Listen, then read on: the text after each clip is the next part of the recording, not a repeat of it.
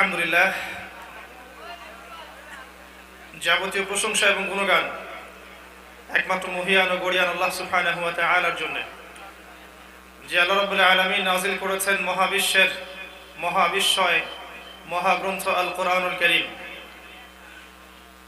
যে আল্লাহ পাক নাযিল করেছেন মহাবিশ্বের মহাবিস্ময় মহাগ্রন্থ আল কোরআনুল কারীম এবং প্রেরণ করেছেন সর্বকালের সর্বশ্রেষ্ঠ মানব মুহাম্মদুর রাসূলুল্লাহ সাল্লাল্লাহু আলাইহি ওয়াসাল্লামকে।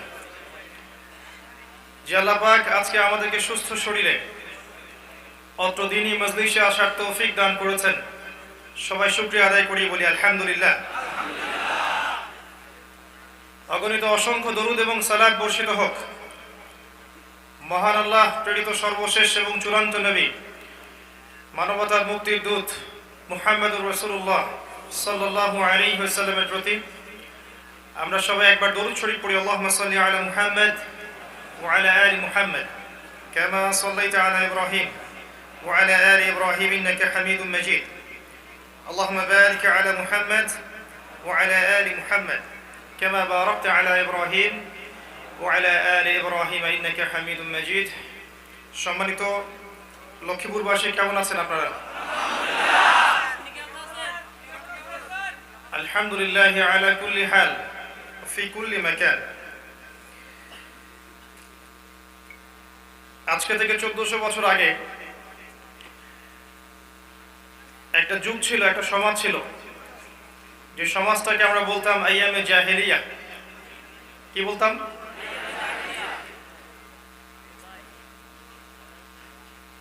সে যুগে মানুষ যত রকম জাহেলিয়াতে লিপ্ত ছিল, এগুলোর মধ্যে মোটা দাগে 5টা জাহেলিয়াতকে খাস করা যায়, আলাদা করা যায়। সেই সমাজের লোকেরা আল্লাহকে বিশ্বাস করত, এমন নয় যে তারা আল্লাহকে বিশ্বাস করত না, কিন্তু তারা পরকালের জীবনে বিশ্বাস করত না, জান্নাত জাহান্নামে বিশ্বাসী ছিল না।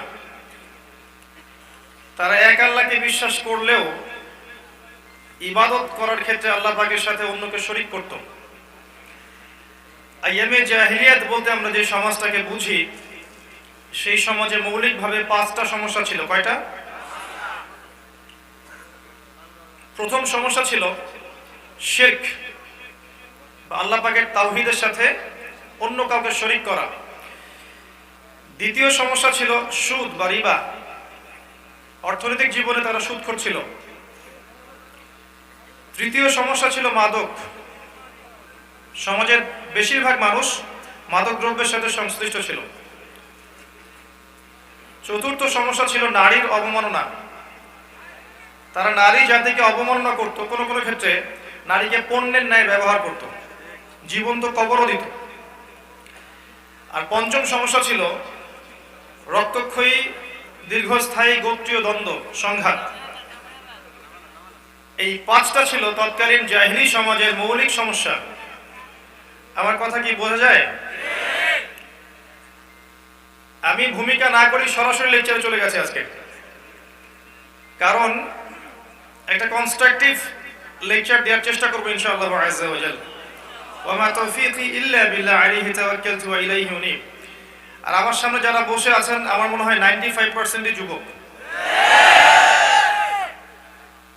এই লেকচারের মধ্য দিয়ে একজন যুবকের বেড়ে ওঠা, তার নবুয়ত প্রাপ্তি, দীর্ঘ 23 বছর ধরে কিভাবে তিনি কোরআন এবং সুন্নাহকে কাজে লাগিয়ে আল্লাহর জমিনে আল্লাহর দ্বীন প্রতিষ্ঠা করেছেন, আমরা শিখবো ইনশাআল্লাহ। আমাদের মনে রাখতে হবে, আল্লাহ রাব্বুল আলামিন বলেছেন, লাকাদ কানা লাকুম ফি রাসূলিল্লাহি উসওয়াতুন হাসানাহ। তোমাদের জন্য মুহাম্মদ সাল্লাল্লাহু আলাইহি ওয়াসাল্লামের মাঝেই আছে সর্বোত্তম আদর্শ। আর নিঃসন্দেহে এই আদর্শ শুধু ইবাদতের ক্ষেত্রে নয়, শুধু নামাজে, শুধু রোজায়, শুধু হজ জাকাতে, শুধু তাসবিহ তাহলিলে। রাসূল সাল্লাল্লাহু আলাইহি ওয়াসাল্লাম আমাদের আদর্শ ব্যাপারটা এমন নয়, আমাদের জীবনের প্রতিটা ক্ষেত্রেই তিনি আমাদের উসওয়াতুল হাসানাহ। এর সাথে কি আপনি একমত না দ্বিমত? আপনার জীবনের অনেক ক্ষেত্র আছে, ব্যক্তিগত জীবন আছে, ইবাদত বন্দেগীর জীবন আছে, আপনার পরিবার আছে, পারিবারিক জীবন আছে, আপনার সামাজিক জীবন আছে, সোশ্যাল হিউম্যান বিইং আমরা, আমাদের পলিটিক্যাল জীবন আছে, এবং বিশ্বকে ডিল করার একটা জিও পলিটিক্যাল জীবন আমাদের আছে। জীবনের অনেকগুলো ক্ষেত্র আছে। প্রতিটা ক্ষেত্রেই মুহাম্মদ সাল্লাল্লাহু আলাইহি ওয়াসাল্লাম আপনার একমাত্র আদর্শ। এটা মানতে রাজি আছেন না রাজি নাই? যারা রাজি আছেন লেকচার তাদের জন্য, যারা রাজি নাই তাদের জন্য আমার লেকচার নয়। তারা অন্য কারো কাছ থেকে হেদায়েত খুঁজতে পারে, আমার কাছে তাদের জন্য কিছু নেই।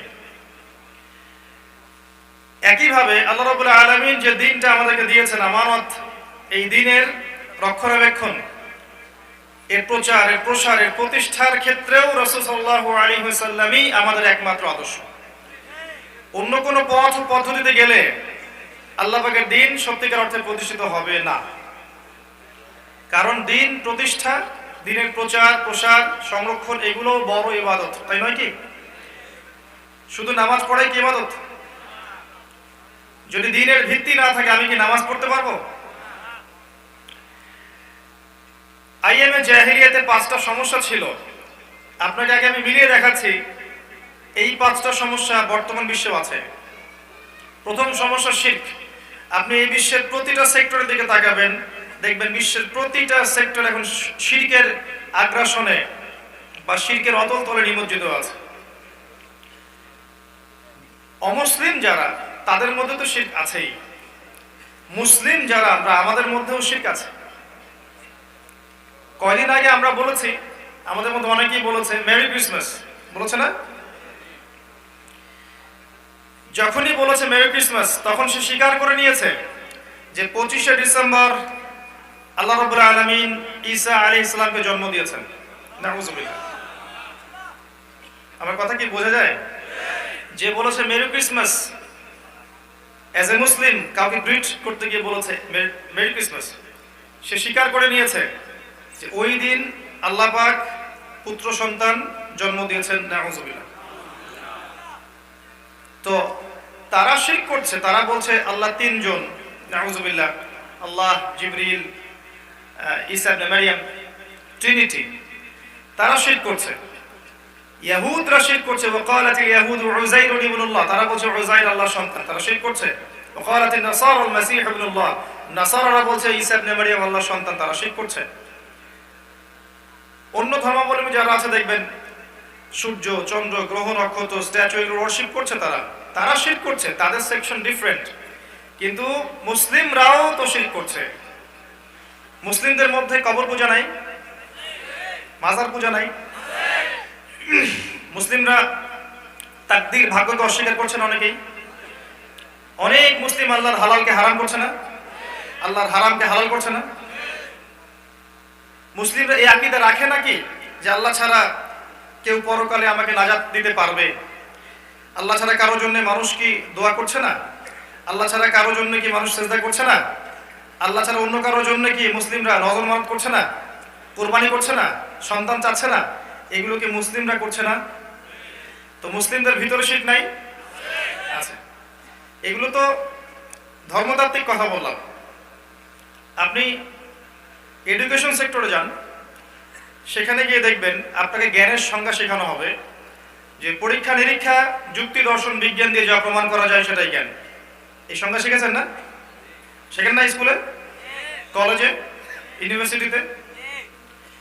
পরীক্ষা নিরীক্ষা, যুক্তি, দর্শন, বিজ্ঞান এগুলোর মানদণ্ডে যা উঠে আসবে সেটাই জ্ঞান। তাহলে আল্লাহকে আপনি ল্যাবে প্রমাণ করেন। মালায়েকা, ফেরেশতা যারা এই জায়গা এখন ঘিরে রেখেছেন, আপনি দেখছেন? তাকে কি ল্যাবে প্রমাণ করতে পারবেন?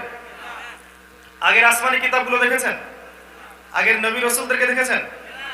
ইয়াউমুল আখির, আপনার কবরের আযাব, প্রশ্নোত্তর, কিয়ামতের মাঠের এই যে আমলনামা ছুড়ে দেয়া, মিজান, পুলসিরাত, জান্নাত, ওয়াল কদরি খাইরি ওয়া শাররি, তাকদীরের ভালো মন্দ, ঈমানের 6 নম্বর পিলার। ভাগ্যকে ল্যাবে প্রমাণ করতে পারবেন?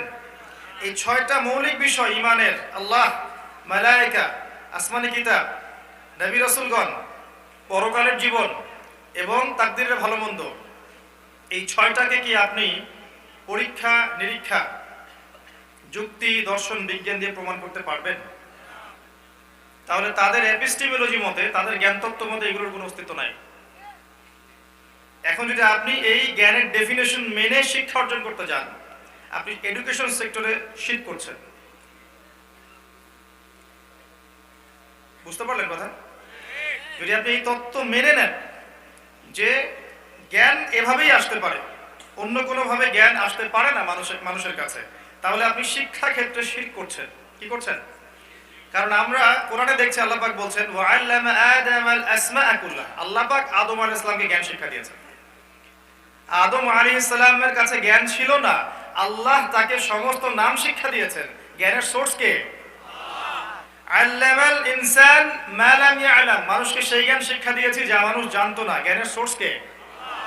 ওয়াকুলিল হাক্কু মির রাব্বিকুম, হক তোমার রবের পক্ষ থেকে আসে। ফালা তাকুনান্না মিনাল মুমতারিন, হকের সোর্স কে? তো আমরা বিশ্বাস করি যে জ্ঞান আল্লাহর পক্ষ থেকে আসে। আল্লাহ রাব্বুল আলামিন আদম আলাইহিস সালামকে জ্ঞান শিক্ষা দিয়েছেন এবং বাই ডিএনএ জ্ঞান আমাদের মধ্যে ছড়িয়ে পড়েছে। এরপরেও মানুষ বুদ্ধি দিয়ে, অভিজ্ঞতা দিয়ে, সমন্বয় মতবাদ দিয়ে জ্ঞান শেখে। শুধুমাত্র পরীক্ষা নিরীক্ষা পর্যবেক্ষণই জ্ঞানের একমাত্র সোর্স নয়। যদি আপনি এটা বিশ্বাস করেন তাহলে আপনি শিক্ষা ক্ষেত্রে শিরক করছেন। জ্ঞান কোথা থেকে আসে? আল্লাহর পক্ষ থেকে আসে। এখন আপনি এই ওদের ভাষায় বলছি আর কি, আল্লাহর প্রতিশব্দ কখনো গড হতে পারে না, তাদের ভাষায় বলছি, আপনি গডলেস সভ্যতাকে কি এটা বোঝাতে পারবেন যে জ্ঞান আল্লাহর পক্ষ থেকে আসে? তারা কি বিশ্বাস করবে? তারা এটা বিশ্বাস করবে, ওদের তত্ত্বটা বিশ্বাস করবে। অতএব এখানে একটা শিরক হচ্ছে আপনার, নীরবে, আপনি বুঝতে পারছেন না। ইকোনমিক্সে যান, আল্লাহ পাক রিবা হারাম করেছেন, ব্যবসা কি করেছেন? হালাল করেছেন। ওয়া আহাল্লাল্লাহুল বাই'a ওয়া হাররামা রিবা। কিন্তু কিছু মানুষ বলছে ইন্নামাল বাই'উ মিসলু রিবা, সুদ ব্যবসার মতোই। এবং পুরো ওয়ার্ল্ড ওয়াইড যে ইকোনমিক সিস্টেম লঞ্চ করা হয়েছে, স্পেশালি ব্যাংকিং সিস্টেম, এটা সুদ ভিত্তিক। এখানে হয় আপনাকে সুদ খেতে হবে, না হলে দিবেন, না হলে সাক্ষী থাকবেন, না হলে লিখে রাখবেন। আর এই চার শ্রেণীর মানুষকে নবী সাল্লাল্লাহু আলাইহি ওয়াসাল্লাম সমানভাবে লানত করেছেন। অনেকদিন বলেছি আমি যে সুদের পাপের ৭৩টা শাখা আছে, তার সবচেয়ে নিম্ন শাখাটা কি? নিজের মায়ের সাথে, বলেন না, লজ্জা লাগে না? নিজের মায়ের সাথে। নবী সাল্লাল্লাহু আলাইহি ওয়াসাল্লাম এমন একজন মানুষ ছিলেন যিনি এই জিনা শব্দটা মুখে উচ্চারণ করতে চাইতেন না। তিনি এত ভদ্র মানুষ ছিলেন, মানে কথাটা বলতেও চাইতেন না। এক সাহাবী তাকে এসে বলেছিলেন যে আমি একটা পাপ করে ফেলেছি, ইয়া রাসূলুল্লাহ আমাকে পবিত্র করুন। নবী সাল্লাল্লাহু আলাইহি ওয়াসাল্লাম বলছেন কি করেছো তুমি? সে বলছে আমি আল্লাহর হুদুদগুলোর মধ্যে একটা সীমা লঙ্ঘন করেছি। তো নবীজি মুখ ফিরে নিচ্ছেন, বারবার বলছেন বাসায় গিয়ে তওবা করো, আল্লাহ মাফ করে দিবেন। তিনি মুখ ফিরে নিচ্ছেন, সে আবার সামনে আসে, ইয়া রাসূলুল্লাহ আমাকে পবিত্র করেন। আবার এদিকে মুখ ফিরাচ্ছেন, আবার সামনে আসে, ইয়া রাসূলুল্লাহ আমাকে পবিত্র করেন। এক পর্যায়ে তিনি বলেন নাবী কে মাজনুন, তুমি কি পাগল নাকি? তখন তিনি বলছেন না ইয়া রাসূলুল্লাহ আমি পাগল নই, আমি একটা নারীর সাথে, একটা মেয়ের সাথে অবৈধ কাজ করেছি। তখন নবী সাল্লাল্লাহু আলাইহি ওয়াসাল্লাম কি বললেন শোনেন। তিনি বলছেন সুরমা দানি থেকে সুরমা বের করার সময় আমরা যেভাবে বের করি, চোখে দেই, তুমি কি এমন কোনো কাজ করেছো মেয়ের সাথে? কথা কি বুঝতে পারলেন নাকি বোঝেননি এখনো? সুরমা দানি থেকে সুরমা বের করার সময় আমরা যেভাবে বের করি, এমন কিছু কি করেছো তুমি তার সাথে? খেয়াল করে দেখেন নবী সাল্লাল্লাহু আলাইহি ওয়াসাল্লাম এখানে জিনা শব্দটা বলতে চাইলেন না মুখ দিয়ে। সেই নবী সাল্লাল্লাহু আলাইহি ওয়াসাল্লাম বলেছেন রিবার ক্ষেত্রে এটা মাকে বিয়ে করা। আমি কেমন করে বুঝাবো যে এটা কত বড় পাপ? আর হাইয়েস্ট লেভেলটা হচ্ছে আল্লাহ এবং তার রাসূলের সাথে যুদ্ধ করা। সূরা বাকারা পড়ে দেখেন, আল্লাহ পাক বলেছেন ইয়া আইয়ুহাল্লাযীনা আমানু, হে মুমিনগণ, ইত্তাকুল্লাহ, আল্লাহকে ভয় করো, ওয়া যারু মা বাকিয়া মিনার রিবা, সুদের অবশিষ্ট অংশ ছেড়ে দাও, ওয়া ইল্লাম তাফআলু, যদি তুমি এটা না করো, তোমরা এটা না করো, ফাযারু বিহারবি মিনাল্লাহি ওয়া রাসূলিহি, তাহলে আল্লাহ এবং তার রাসূলের সাথে যুদ্ধের ঘোষণা শুনে রাখো। আর কিছু বলতে হবে ভাই? আল্লাহ বলেছেন এটা। এখন আপনি দেখবেন পুরো সিস্টেম, এখানে আপনি ইচ্ছায় অনিচ্ছায় এটার সাথে জড়িত আছেন। এখন যদি এমন কনসেপ্টে চলে আসেন যে এটা চলে, এটা জায়েজ, এটা ব্যবসার মতোই, কনসেপ্ট এমন না যে ব্যবসা আলাদা, ওটা আল্লাহ হালাল করেছেন, এটা হারাম, এমন কনসেপ্ট না। কনসেপ্ট হচ্ছে এমন না, এটাও যেমন ওইটাও তেমন। যদি এমন কারো কনসেপ্ট থাকে, সে অর্থনৈতিক জীবনে শিরক করছে না। কথা বুঝতে পারছেন না? সে অর্থনৈতিক জীবনে কিন্তু শিরক করছে। এবং আপনাকে আমি দেখাবো ওয়ার্ল্ডের টপ থেকে শুরু করে, ওয়ার্ল্ড ব্যাংক টপ থেকে শুরু করে একদম রুট লেভেলের এনজিও পর্যন্ত রিবা দিয়ে ভরপুর আছে। এবং আমরা মুসলিমরা দিব্যি খাচ্ছি এগুলো। এবং আমরা ভাবছি যে আমরা রাসূলুল্লাহ সাল্লাল্লাহু আলাইহি ওয়াসাল্লামের সাক্ষাৎ পাবো হাউজে কাউসারে, এবং আমরা তার সুপারিশ পাবো। আল্লাহ এবং তার রাসূলের সাথে যুদ্ধ করার পরেও আমরা ভাবছি যে আমরা আল্লাহর রাসূল সাল্লাল্লাহু আলাইহি ওয়াসাল্লামকে পাবো হাউজে কাউসারে ইনশাআল্লাহ। ফুলিশ পিপল, মানে যারা পরিমাণ ইন্টেলেক্ট থাকলে মানুষের আকীদা এমন হতো না। আসেন আরো সামনে যান, আপনি পুরো ওয়ার্ল্ডের যে জিওপলিটিক্যাল বিষয়গুলো আছে এগুলো দিকে খেয়াল করে দেখবেন যে ম্যাক্সিমাম জায়গাগুলোতে আল্লাহ রাব্বুল আলামিন যেগুলোকে হালাল করেছিলেন সেগুলোকে হারাম করা হয়েছে, এবং যেগুলোকে আল্লাহ পাক হারাম করেছিলেন টেকনিক্যালি আস্তে আস্তে আস্তে আস্তে সেগুলোকে হালাল করে নেওয়া হয়েছে। আর আমি আপনাকে মনে করিয়ে দিই, সূরা তাওবার 31 নম্বরে আল্লাহ পাক বলেছেন যে এটা কিন্তু এক প্রকার শিরক, এটাও এক প্রকার শিরক। আরেকটা পড়ে দেখবেন। তা আমি আপনাকে বুঝাতে চাচ্ছি যে ওই আইয়ামে জাহিলিয়াতে যে শিরকটা ছিল এটা এখন গ্লোবালাইজেশন হয়েছে আর কি। কথা কি বুঝতে পারেন? আচ্ছা, 2 নাম্বারটাতে আসেন, যে রিবা। আইয়ামে জাহিলিয়াতে যে রিবাটা ছিল এখনকার রিবা আরো বেশি ভয়ঙ্কর, এবং ওই জাহিলিয়াত আর এখনকার রিবা কেন্দ্রিক পুরো ইকোনমিক সিস্টেম এর মধ্যে কোনো পার্থক্য নাই, বরং এখনকার রিবাগুলো আরো টেকনিক্যাল। আগে ছিল স্পষ্ট, এখন আপনাকে ঘুরিয়ে ফিরিয়ে এমন ভাবে খাওয়া হবে যে কখন আপনার রক্ত চুষে ফেলা হয়েছে আপনি টেরি পান নাই। পাবেন যখন সামনে দেখবেন যে আপনার মুদ্রার মান কমে যাচ্ছে এবং আপনার শ্রম নিয়ে ওয়ার্ল্ডের একটা অংশ দিন দিন আরো রিচ করবে এবং আরেকটা অংশ দিন দিন প্রভার্টি ডিস্ট্রিবিউশনের মধ্যে যাবে, তখন বুঝতে পারবেন যে হ্যাঁ আসল ব্যাপারটা কি ছিল। আমি ওইদিকে যাচ্ছি না, এগুলো একটু ডিফিকাল্ট সাবজেক্ট, ওয়াজ মাহফিলের জন্য না। এবার আসেন 3 নম্বর সমস্যা, ওখানকার মাদক। এখনকার বিশ্বের দিকে তাকিয়ে দেখেন, এই সিগারেট থেকে শুরু করে একদম ইয়াবা পর্যন্ত, স্পেশালি যুব সমাজ, ম্যাক্সিমাম মাদ্রাসা লাইনের ছেলেরা না, দেখবেন বাইরের ছেলেরা ম্যাক্সিমামই দেখবেন মাদকের সাথে সম্পৃক্ত আছে, আছে না? কোনো না কোনো ক্ষেত্রে আছে। সিগারেট না খেলে স্মার্ট হওয়া যায় না, তাই না ভাই? অনেকে তো গার্লফ্রেন্ডকে সন্তুষ্ট করার জন্য সিগারেট খায়, এটা স্টাইল। যদি মিউজিক করেন তাহলে তো আপনাকে আবার এগুলো খেতেই হবে, তাই না? আমাদের এলিট সোসাইটির যে ছেলেরা আছে, ধনীর দুলাল যারা, এরা কি ক্যাসিনোতে যাচ্ছে না, জুয়া খেলছে না, বারে গিয়ে অ্যালকোহল খাচ্ছে না? দেখবেন তাদের জন্য আলাদা ব্যবস্থা করা হচ্ছে বিভিন্ন স্পা সেন্টারগুলোতে। তারা সেখানে আসবে, মানে মাদক সেবন করবে, জেনা করবে, সেফলি চলে যাবে, এরকম আছে না? খবর দেখেন, নিউজগুলো দেখেন, দেখবেন প্রায়ই দেখবেন প্রশাসন থেকে এরকম রেড দেওয়া হয় এবং এদেরকে উদ্ধার করা হচ্ছে। দেখবেন সেকুলার চ্যানেলগুলোতে দেখবেন। এই যে মাদকের ব্যাপক সয়লাভ, এটা ওই যে জাহিলিয়াত এখন আপনার একটা বৈশ্বিক রূপ লাভ করেছে, কোনো কিছু চেঞ্জ হয়নি। 4 নম্বরে যান, নারীর অবমাননা। ওই যুগে মেয়েকে জীবন্ত কবর দেওয়া হতো, এই যুগেও দেখবেন যদি জানতে পারে অনেকেই যে গর্ভের সন্তানটা মেয়ে সন্তান, দেখবেন অ্যাবর্শন করে ফেলবে। এমন অনেক কান্ট্রি আছে এই ওয়ার্ল্ডে যারা মেয়ে সন্তানের খবর পেলে অ্যাবর্শন করতে ডাক্তারকে টাকা পে করে। তাদের থিমটা অনেকটা এমন যে 10,000 টাকা খরচ করে ভবিষ্যতের 10 লাখ টাকার খরচ থেকে বেঁচে যাও। কথা বুঝতে পারলেন কি? ওই মেয়েটা বেঁচে থাকলে ভবিষ্যতে 10 লাখ টাকা দিয়ে বিয়ে দিতে হবে, তো 10,000 টাকা খরচ করো, অ্যাবর্শন করো, পরে ভবিষ্যতের 10 লাখ টাকার খরচা বেঁচে গেল। নাউজুবিল্লাহ। এটা কি আইয়ামে জাহিলিয়াতের চেয়ে বড় জাহিলিয়াত না? আইয়ামে জাহিলিয়াতে মেয়েদেরকে অনেক সময় দেখা যেত তাদেরকে বৈবাহিক অধিকার দেওয়া হতো না। এখন আপনি সোসাইটির দিকে তাকিয়ে দেখেন, ওয়ার্ল্ড ওয়াইড বিবাহ যে ওদেরকেও আমাদের দিকে আসতে পারে, আমাদের কেউ ওদের দিকে মুরতাদ হয়ে যাবে সম্ভাবনা ছিল? ছিল না। তারপরে পরের বছর আসবো 3 দিনের জন্য, ঠিক আছে ফাইন ডান। এখানে নবী সাল্লাল্লাহু আলাইহি ওয়াসাল্লাম যা করলেন, বড় যে শত্রুরা ছিল, সবচেয়ে বড় শত্রু কে ছিল? কুরাইশরা, তাই না? সবচেয়ে বড় শত্রু কারা ছিল? কুরাইশরা।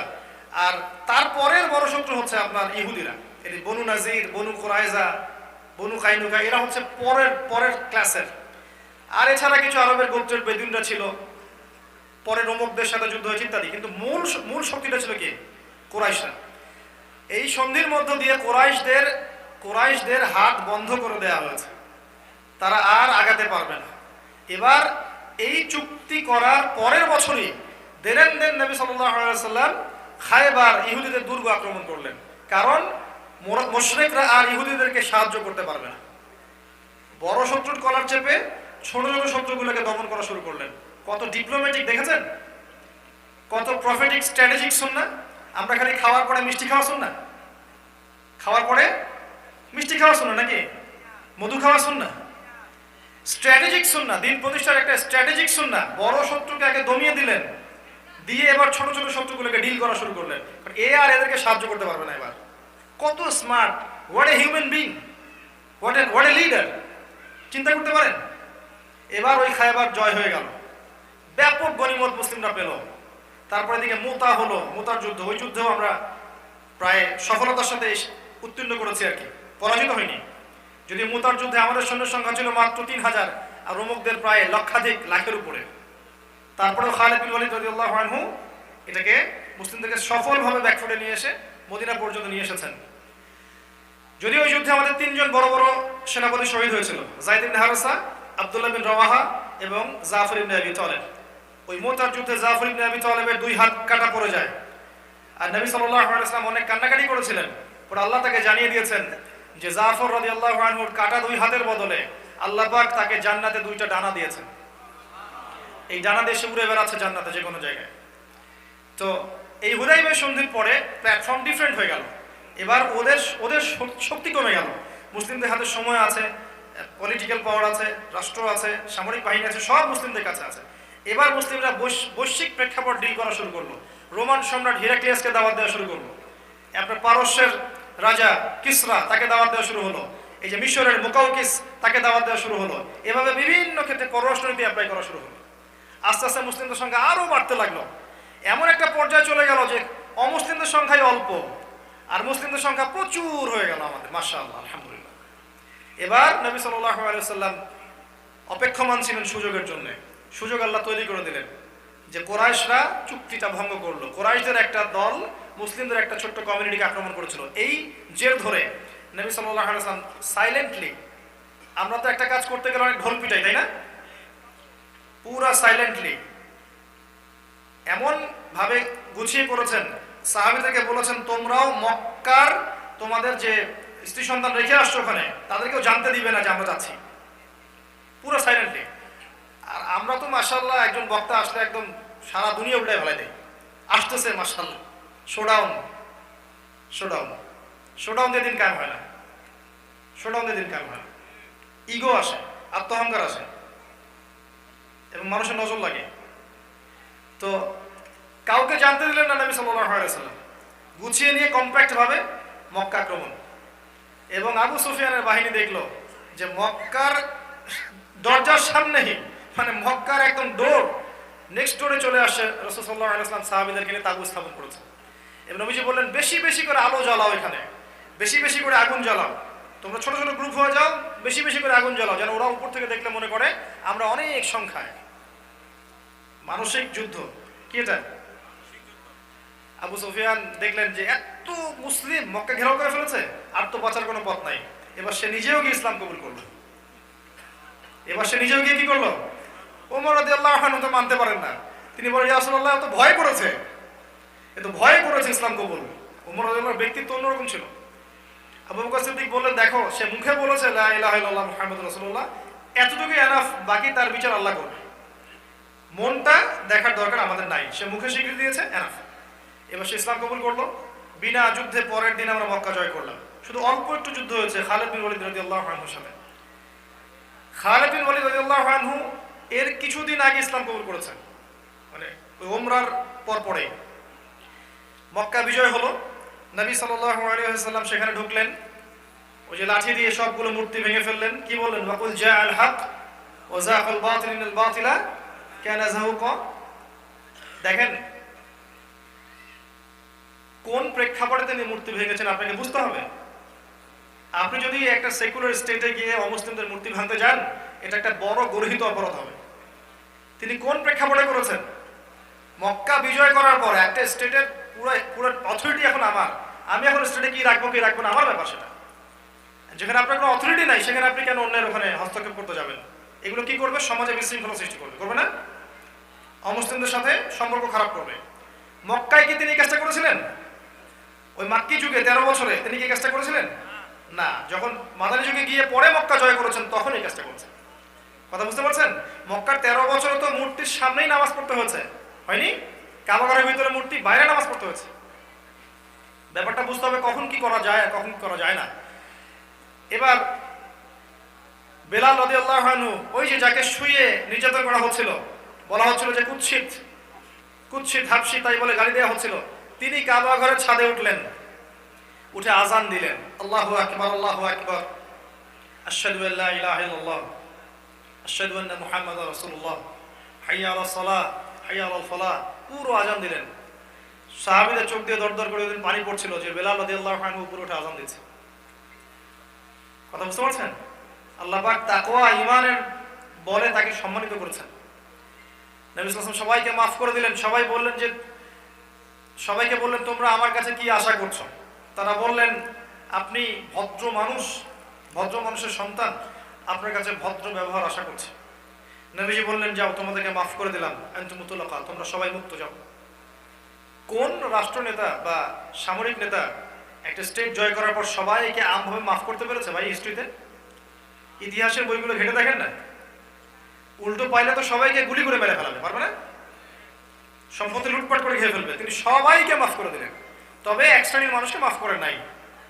এক শ্রেণীর মানুষকে, যারা নবী সাল্লাল্লাহু আলাইহি ওয়াসাল্লামকে গালি দিয়েছিল, তাদেরকে তিনি ক্ষমা করেননি, তাদেরকে শাস্তি দিয়েছেন। এরপর মক্কা বিজয় হয়ে গেল। মক্কা বিজয় হওয়ার পরে হুনাইনের যুদ্ধ হলো। এরপরে এর মাঝখানে তাবুকের একটা অভিযান ছিল, ওইদিকে আমি যাচ্ছি না। আর দুইটা ঘটনা আমি স্কিপ করেছি, বীরে মাউনার ঘটনা আর রাজির ঘটনা। ওখানে ট্র্যাপে ফেলে মুসলিমদেরকে হত্যা করা হয়েছিল। এই ঘটনাগুলো পড়ে নেবেন। এবার আসেন বিদায় হজ। সবকিছু এখন আমাদের আওতায়। ওই মক্কার আগের মক্কা নাই। আপনাকে কোন মক্কা থেকে নিয়ে আসছে এখানে? যে মক্কা শিরিক ছিল, এই মক্কা এখন শিরিক নাই, আছে? ওই মক্কায় সুদ ছিল, এই মক্কায় আছে? ওই মক্কায় মাদক ছিল, এই মক্কায় আছে? ওই মক্কায় নারীর অবমাননা ছিল, এই মক্কাতে আছে? ওই মক্কায় গোত্রীয় হানাহানি ছিল, এই মক্কাতে নাই।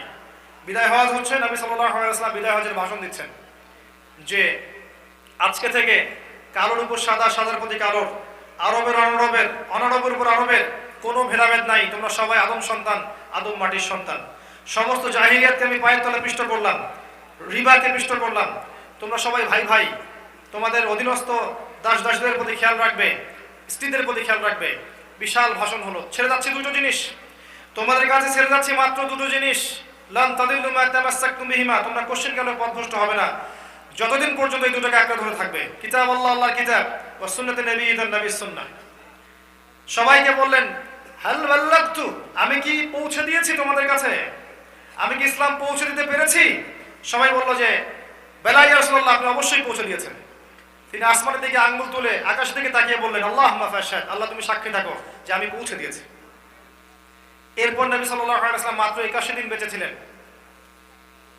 মদিনায় ফিরে গেলেন। শেষ রোগ তার গায়ে বাসা বাঁধলো, আল্লাহর পক্ষ থেকে হুকুম ছিল এটা। এবং শেষের ইন্তেকালের আগে আরো কিছু নসিহত করে গিয়েছেন। ইহুদি খ্রিস্টান মুশরিকদেরকে আরো উপদ্বীপ থেকে বের করে দিবে, প্রতিনিধি দলকে সম্মান করবে, সালাতের খেয়াল রাখবে, দাস-দাসীর প্রতি যত্নবান হবে, আমার কবরকে কখনো সেজদার জায়গা বানাবে না। এরকম কিছু নসিহত করে গেলেন। রাসূলুল্লাহ সাল্লাল্লাহু আলাইহি ওয়াসাল্লাম চলে গেলেন, তার দিন রেখে গেলেন। যুগে যুগে সেই দিন আবু বকর সিদ্দিক, পরে ওমর ইবনে খাত্তাব, তার উসমান, আলী রাদিয়াল্লাহু আনহুম আজমাইন, এরপর উমাইয়া খেলাফত, তারপর আব্বাসীয় খেলাফত, আবার ফাতেমি খেলাফত, কর্ডোবার ইসলামী খেলাফত, আপনার মিশরের মামলুক শাসন, এদিকে আপনার মুঘলদের শাসন, আফগানদের শাসন, এদিকে আপনার উসমানীয় খেলাফত। দীর্ঘদিন লাস্ট 200 বছরের আগ পর্যন্ত এই সিলসিলাই চলতে আসছে আলহামদুলিল্লাহ। বিগত 100-150 বছর ধরে আমরা দেখছি এগুলো আর নাই। এখন আপনি দেখছেন মুসলিমরা কোরআন থেকে সরে গেছে, হাদিস থেকে সরে যাচ্ছে, যুব সমাজে অধঃপতন হচ্ছে, আমরা শেকড় ভুলে গেছি, ঠিকমতো কোরআন তেলাওয়াত করতে জানছি না অনেকেই, নামাজ ঠিকমতো পড়ছি না অনেকেই, কেউ জাকাত দিচ্ছি না, আমরা আমাদের জীবনের উদ্দেশ্য ভুলে গেছি, কোন জাতি সেটাও ভুলে গেছি। এখন আপনি সিচুয়েশন দেখছেন, এখন দেখছেন যে আপনি কুফারদের অনেক দূরত্ব, আমরা ডমিনেটেড, তারা ডমিনেট করছে। এখন দেখছেন এগুলো আগে ছিল না।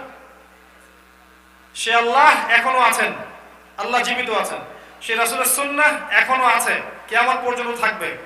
সে আল্লাহ প্রদত্ত কিতাব এখনো আছে, কিয়ামত পর্যন্ত থাকবে। শুধু সেই ঈমান, সেই তাকওয়া আমল যদি আমরা আবার নিয়ে আসতে পারি, ইনশাআল্লাহ যেমন করে ওই জাহিলি মক্কা পরিবর্তন হয়েছে, এই বিশ্ব পরিবর্তন হবে ইনশাআল্লাহ তাআলা। এবং কোনো সন্দেহ নাই, আগামী দিনগুলোতে দেখবেন আবার ও একই আদলে আল্লাহ পাক ওই জেরুজালেম থেকে সারা ওয়ার্ল্ড ওয়াইড ইসলামী খেলাফা কায়েম করবে ইনশাআল্লাহ। ঈসা ইবনে মারইয়াম আসবেন, আল মাহদী আসবেন, দাজ্জালকে হত্যা করা হবে। লা তুকাতিলুনাল ইয়াহুদ, তোমরা অবশ্যই ইহুদদের সাথে যুদ্ধ করবে। এমন কি একজন ইহুদি যদি পাথরের পিছনে লুকায়, একটা পাথর কথা বলবে, ইয়া মুসলিম, হে মুসলিম, ইন্না ওয়ারাল ইয়াহুদ তাআল ফাকতুলহু, আমার পিছনে একজন ইহুদি আছে, আসো তাকে হত্যা করে যাও। এভাবে হবে, হিস্ট্রি এভাবে শেষ হয়ে যাবে। এখন আপনার আমার করণীয় মাত্র কয়েকটা কাজ। পড়াশোনা করেন, নাম্বার 1 কি? পড়াশোনা করেন। 2 নাম্বার, জানা অনুযায়ী আমল করার চেষ্টা করেন। সবাইকে এক পিস করে দিয়ে দেন, দিয়ে বলেন যে ফজরের নামাজের পরে পরীক্ষা হবে, দেখবেন 10% আছে, বাকিরা নাই। মানুষ পড়তে চায় না, আমাদের জেনারেশন এখন পড়াশোনা করতে চায় না, শর্টকাট টেকনিক খোঁজে। শর্টকাট টেকনিক, কিভাবে আমি শর্টকাটে পার হব। দিন প্রতিষ্ঠার কোনো শর্টকাট টেকনিক নাই, দিনের প্রচার প্রসার প্রতিষ্ঠার কোনো শর্টকাট টেকনিক নাই। একটাই সুন্নাহ আছে, রাসূলুল্লাহ সাল্লাল্লাহু আলাইহি ওয়াসাল্লাম। পড়তে হবে। আপনি এখন কি পড়বেন? আপনি জেনারেল লাইনে পড়ছেন অথবা মাদ্রাসা লাইনে পড়ছেন, এই তো প্রেক্ষাপটে আসেন। আপনি জেনারেল লাইনে পড়লে কোনো সমস্যা নেই, আপনি সায়েন্সে পড়ছেন, আর্টসে পড়ছেন, কমার্সে পড়ছেন, পড়তে থাকেন। কারণ আপনি এখন ট্র্যাক চেঞ্জ করে নতুন করে মাদ্রাসায় ভর্তি হতে পারবেন না। পারবেন? পারবেন না। আবার যারা মাদ্রাসা আছে এরাও কি ট্র্যাক চেঞ্জ করে এখানে যেতে পারবে? এটা সম্ভব না। যে যে ট্র্যাকে আছে সেখানেই থাকতে হবে। কিন্তু আপনাকে, আমাকে, সবাইকেই কিছু বেসিক সাবজেক্ট অবশ্যই পড়তে হবে যদি আপনি, if you want to deal the world, আপনি এই ওয়ার্ল্ডকে যদি ডিল করতে চান, কিছু বেসিক সাবজেক্ট আপনাকে পড়তেই হবে। For example Al Quran, Al Quran recitation মানে তিলাওয়াত, হিপস, মেমোরাইজ, কিছু অংশ মেমোরাইজ করতে হবে, হিপস। দেন আপনার আন্ডারস্ট্যান্ড কোরআন, মানে কোরআনটাকে বোঝা, এর অর্থটাকে বোঝা। তরজমা তাফসীর পড়লেন, অ্যারাবিক ল্যাঙ্গুয়েজ, আরবি ভাষা শেখা, বেসিক এগুলো করতে হবে আপনাকে। হাদিস, হাদিসের কিতাবগুলো, ইসলামের হিস্ট্রি, সিরাত, ইসলামিক অর্থনীতি, ইসলামিক ফিলোসফি এবং জিওপলিটিক্স, এই সাবজেক্টগুলো আপনাকে লাগবেই যেখানেই থাকেন। আপনি পলিটিক্স করছেন, না ব্যাংকে আছেন, না প্রশাসনে আছেন, না সাধারণ মানুষ, না আপনি college varsity student, whoever you are, আপনাকে এই সাবজেক্টগুলো পড়তে হবে যদি আপনি ইসলামকে নিয়ে আগাতে চান সামনে। জ্ঞান অর্জন ছাড়া কিচ্ছু করার নাই। প্রথমে জ্ঞান অর্জন ছাড়া প্রথমে কিচ্ছু করার নাই, প্রথমে জ্ঞান অর্জন। আর এটাতে এত বেশি জোর দিবেন যাতে আপনি জ্ঞান দিয়ে ইসলামের বিরোধী শক্তি যারা আছে এদের সামনে জ্ঞান দিয়ে আপনি যুদ্ধ করতে পারেন। সম্ভব না? আল্লাহ পাক আমাদেরকে জ্ঞান দেন নাই? আমরা চর্চা করলে পারবো না ইনশাআল্লাহ? যেগুলো পারবো না সেগুলো কি করব? অবশ্যই আলেম ওলামার কাছে গিয়ে জিজ্ঞাসা করবেন। এবার আসেন, আল্লাহ পাক পড়তে বললেন, নবী সাল্লাল্লাহু আলাইহি ওয়াসাল্লাম বাসায় ফিরে আসলেন, তার স্ত্রী খাদিজা রাদিয়াল্লাহু আনহাকে বললেন যে আমি নিজেকে নিয়ে ভয় পাচ্ছি। খাদিজা রাদিয়াল্লাহু আনহা এমন একজন মহিয়সী নারী ছিলেন যিনি তাকে অভয় দিলেন, না আপনার কিচ্ছু হতে পারে না, আপনি এতিমের দেখাশোনা করেন, বিধবার খোঁজ নেন, আপনি অসহায়ের পাশে থাকেন, মিসকিনের পাশে থাকেন, আত্মীয়তার বন্ধন জুড়ে রাখেন, আপনাকে আল্লাহ পাক কখনো লাঞ্ছিত করবেন না। ঘরে যদি এমন একজন স্ত্রী থাকে, আপনি সারা ওয়ার্ল্ডকে জয় করতে পারবেন ইনশাআল্লাহু আযজা ওয়া জাল। আমি প্রত্যেকটা ঘটনা বলে একটা করে মেসেজ দিয়ে যাব, আমি খালি থরলি বলে যাব না জিনিসগুলো। খাদিজা রাদিয়াল্লাহু আনহার মতো স্ত্রী যদি ঘরে থাকে, আপনি এই বিশ্বকে জয় করতে পারবেন ইনশাআল্লাহু আযজা ওয়া জাল। এখন ফাইন্ড আউট করেন কতজন মানুষের ঘরে এমন সৌভাগ্যবান স্ত্রী থাকতে পারে, মহিয়সী স্ত্রী থাকতে পারে। তার বয়স 40, নবী সাল্লাল্লাহু আলাইহি ওয়াসাল্লাম যখন হিরা গুহায় আছেন, পাহাড়ে উঠতেন, তিনি পাহাড়ে উঠে খাবার দিয়ে আসতেন। আপনারা যদি পাহাড়ে উঠতে যান, এই ইয়াং জেনারেশন অনেকেই পারবে না, এটা এত কঠিন, দেখেনও নেই আপনারা হয়তো অনেকে। সেখানে তিনি খাবার দিয়ে আসতেন, পানি দিয়ে আসতেন। এক কথায় খাদিজা রাদিয়াল্লাহু আনহার মতো আদর্শবান নারী স্ত্রী যদি আপনার ঘরে থাকে, আপনি ইনশাআল্লাহ দেখবেন এই ওয়ার্ল্ডকে ডিল করতে পারছেন, আপনি সমস্ত প্রবলেমসগুলোকে উতরে সামনে যেতে পারছেন ইনশাআল্লাহ। এটা কোথায় পাবেন? সব বোরখাওয়ালা মেয়ে খাদিজার মতো হয় না, সব বোরখাওয়ালা মেয়ে খাদিজা রাদিয়াল্লাহু আনহার মতো হবে না। এটা তাকওয়ার বিষয়, আল্লাহর কাছে চাইতে হবে। কিভাবে চাবেন? একটা দোয়া করবেন, আমার সাথে পড়েন যদি আল্লাহ কবুল করে আর কি। রব্বানা হাব লানা মিন আজওয়াজিনা ওয়া যুররিয়াতিনা কুররাতা আ'য়ুন ওয়াজআলনা লিল মুত্তাকিনা ইমামা। এই দোয়াটা করবেন আল্লাহর কাছে বেশি বেশি করে। ইনশাআল্লাহ আল্লাহ রাব্বুল আলামিন আপনাদের প্রত্যেকের ঘরে একজন খাদিজা রাদিয়াল্লাহু আনহার মতো স্ত্রী দান করুন, আমিন। এবার আসেন নবী সাল্লাল্লাহু আলাইহি ওয়াসাল্লাম এর পরের ওহীটার দিকে আসেন। আল্লাহ পাক দ্বিতীয় ওহী নাযিল করছেন সূরা মুদ্দাসসির। কোন সূরা? প্রথম 5 আয়াত, ইয়া আইয়ুহাল মুদ্দাসসির কুম ফাআনযির। হে চাদর আবৃত রাসূল, উঠুন, সতর্ক করুন। ওয়া রাব্বাকা ফাকাব্বির, আপনার রবের নামে তাকবীর পাঠ করুন। ওয়া সিয়াবাকা ফাতাহহির, আপনার এই যে পোশাক এটাকে পবিত্র রাখুন। ওয়া রুজজা ফাহজুর, অনর্থক বিষয় যেগুলো আছে এগুলোকে এড়িয়ে চলুন। এখানে উঠুন মানে শুধু বিছান থেকে ওঠা নয়, উঠুন, সতর্ক করুন। সত্য আপনার কাছে এসেছে, হক আপনার কাছে এসেছে, হকটাকে নিন, উঠুন, সমাজে মাঠে নামুন, মানুষকে সতর্ক করুন। কথা বুঝতে পারেন? এবার তার মিশন শুরু হলো। কি হলো মিশন? কত বছর? 23 বছর। কত বছর? প্রথম 13 বছর মক্কায়, পরের 10 বছর মদিনায়। মিশন শুরু হলো। প্রথম 3 বছর নবী সাল্লাল্লাহু আলাইহি ওয়াসাল্লাম গোপনে দাওয়াত দিলেন। কিভাবে দাওয়াত দিলেন? শিক্ষা। একটা বিষয় যখন আসবে, ইসলাম, কোরআন, সুন্নাহ সব চলে আসছে, সমাজের মানুষ উল্টা পথে চলে, প্রথমেই আপনাকে ডাইরেক্ট অ্যাকশনে যাওয়া যাবে না। যাবে? আগে গোপনে দাওয়াত, মানে ম্যান টু ম্যান দাওয়াত। এই 3 বছর নবী সাল্লাল্লাহু আলাইহি ওয়াসাল্লাম গোপনে দাওয়াত দিয়েছেন, এবং এই 3 বছরের মধ্যে এমন এমন সাহাবীরা ইসলাম কবুল করেছেন যারা পরবর্তী জীবনে ইসলামের জন্য জীবন দেওয়ার জন্য প্রস্তুত ছিলেন।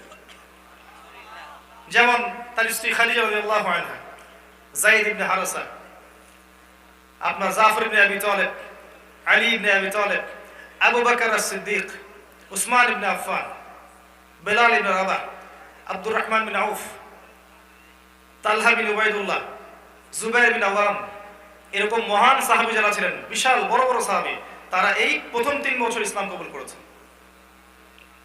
এই যে সাহাবীদের নাম বললাম, শুনেছিলেন কখনো? জান্নাতের সুসংবাদ প্রাপ্ত 10 জন সাহাবীর নাম কে বলতে পারবেন? হাত তোলেন দেখি। পারবেন? 10 জন পারবেন? দাঁড়ান, যদি আপনি পারেন আমার পক্ষ থেকে খুশি হয়ে আমি আপনাকে একটা হাদিয়া দেব ইনশাআল্লাহ। জি, বিসমিল্লাহ।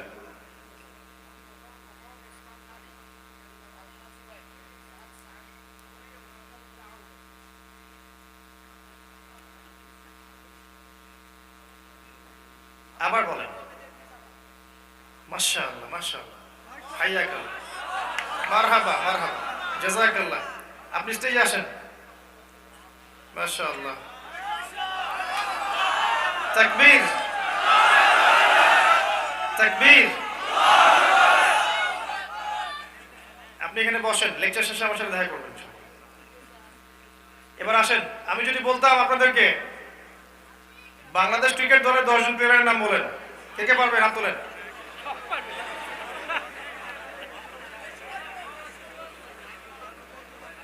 বাস বাস, আমি জানি।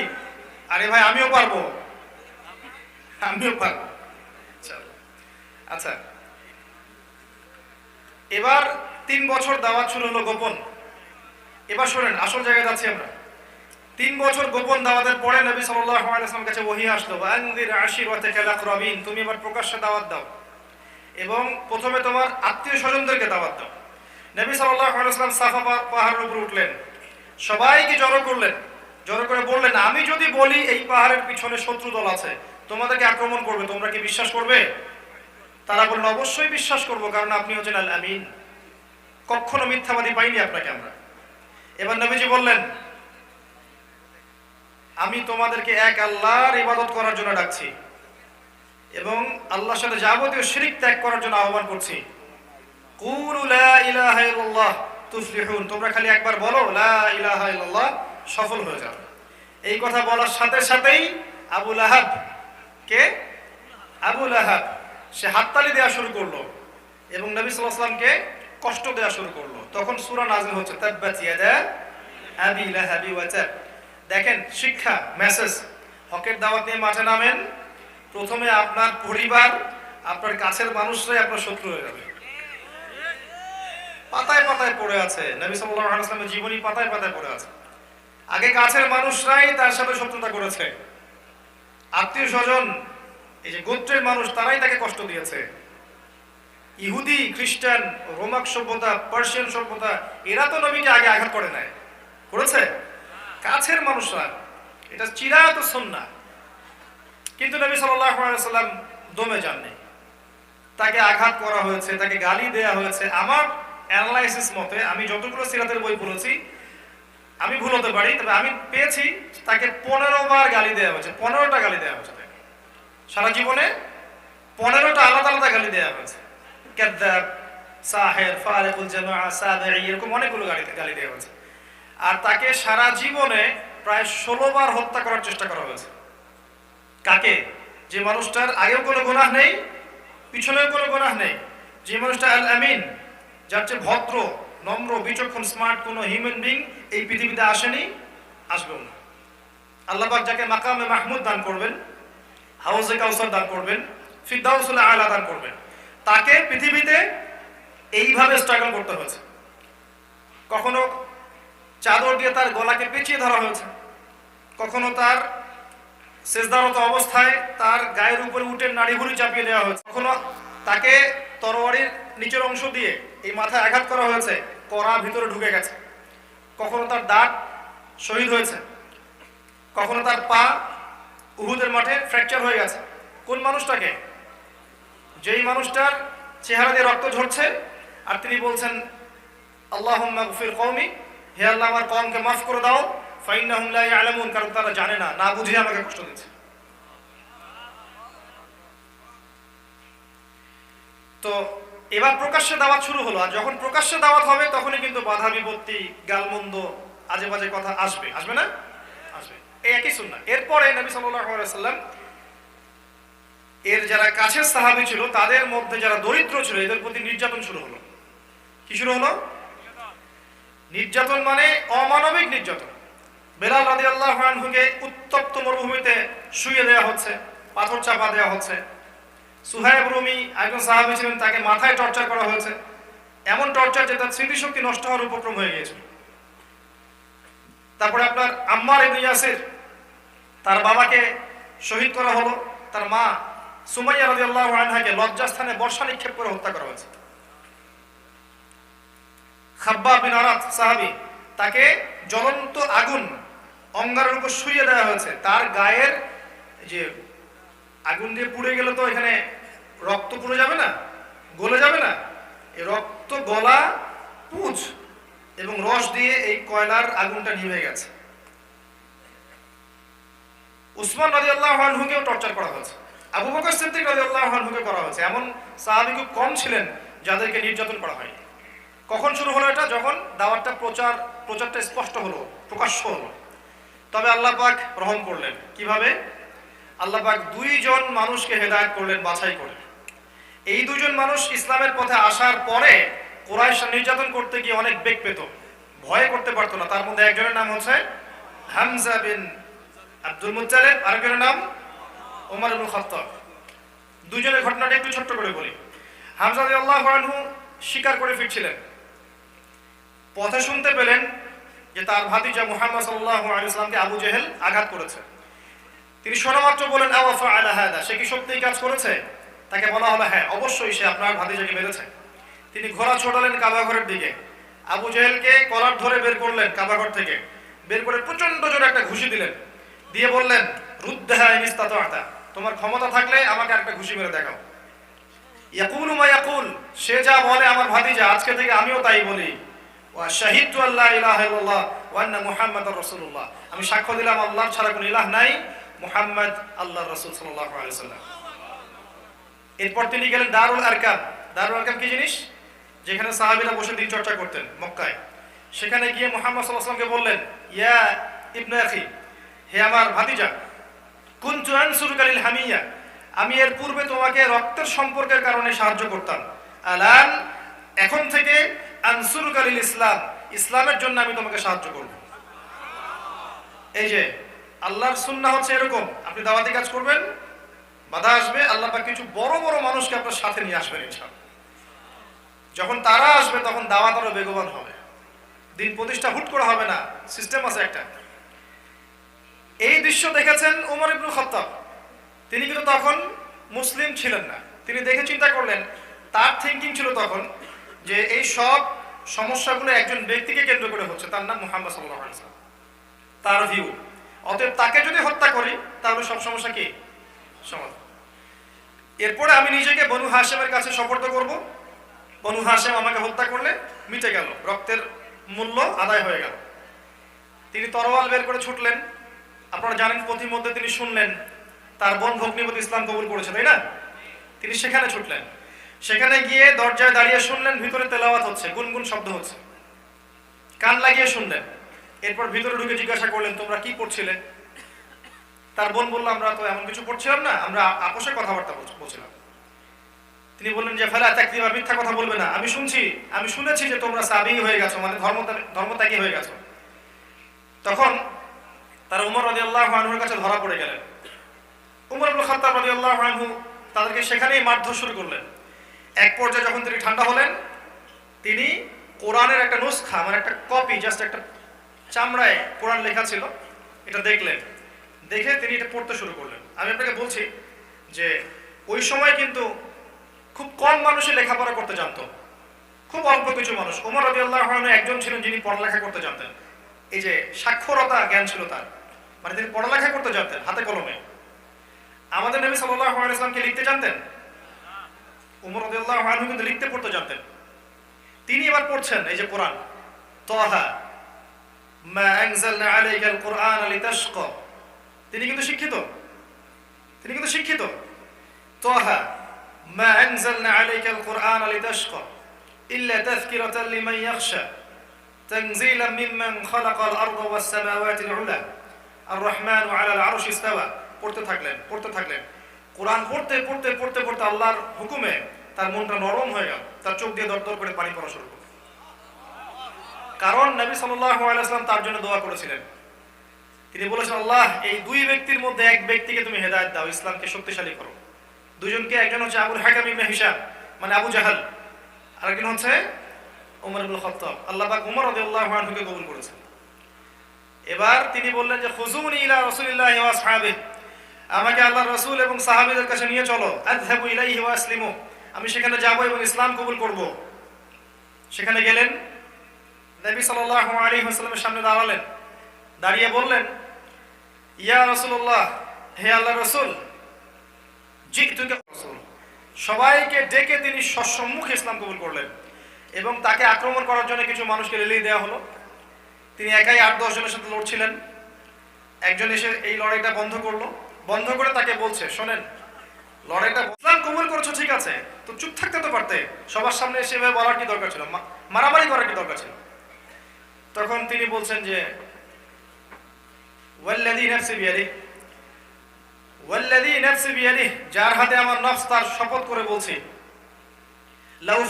লাউফাররিকান্নাল হাক্কা মিনাল বাতিল, আমি অবশ্যই হক আর বাতিলকে আলাদা করে দেব। কামা ফাররাকাল্লাহু বাইনাল লাইলি ওয়ান নাহার, যেমন করে আল্লাহ পাক রাত এবং দিনকে আলাদা করে দিয়েছেন। এরপর থেকে তার নাম হয়েছে আল ফারুক। কি নাম হয়েছে? আল ফারুক, ওমর আল ফারুক। এবার ইসলাম শক্তি ফিরে পেল। রাসূল সাল্লাল্লাহু আলাইহি ওয়াসাল্লাম কাছে গিয়ে বলছেন, ইয়া রাসূলুল্লাহ, আলাসনা আলাল হক, আমরা কি হকের উপর নাই? আলাইসু আলাল বাতিল, মুশরিকরা কি বাতিলের উপর নাই? তাহলে আমরা কেন এখন গোপনে নামাজ পড়বো? চলেন প্রকাশ্যে নামাজ পড়বো, চলেন কাবা ঘরে নামাজ পড়বো ইনশাআল্লাহ। এবার সবাই কাবা ঘরে গিয়ে নামাজ পড়া শুরু করলো। দেখেন ইসলাম কিভাবে আগাচ্ছে। টপ করে ইসলাম পড়েছে। কত ত্যাগ, কত স্যাক্রিফাইস, কত ট্র্যাজেডি।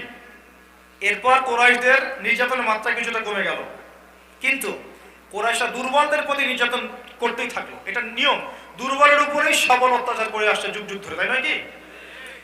অত্যাচার সহ্য করতে না পারে সাহাবীরা যখন অভিযোগ করছেন নবী সাল্লাল্লাহু আলাইহি ওয়াসাল্লামের কাছে, তখন নবীজি বললেন যে হাবাসা, হাবাসা মানে আবিসিনিয়া, এখনকার আপনার ইরিত্রিয়া, এখনকার জায়গাটার নাম হচ্ছে ইরিত্রিয়া, ইথিওপিয়ার পাশে ইরিত্রিয়া, দেখবেন ম্যাপের মধ্যে আছে, আফ্রিকায়। সেখানে বাদশাহ নাজাশী নামে একজন বাদশাহ আছেন, তোমরা সেখানে হিজরত করো, তার রাজ্যে কেউ জুলুমের শিকার হয় না। কি বললেন? তার রাজ্যে কেউ, এই বাদশাহ মুসলিম ছিল, অমুসলিম খ্রিস্টান ছিল, কি ছিল? এই একটা বাদশাহ নাজাশী এখনকার পশ্চিমা বিশ্বের যত খ্রিস্টান নেতা আছে এদের চেয়ে বেটার। কথা বুঝতে পারেন ভাই?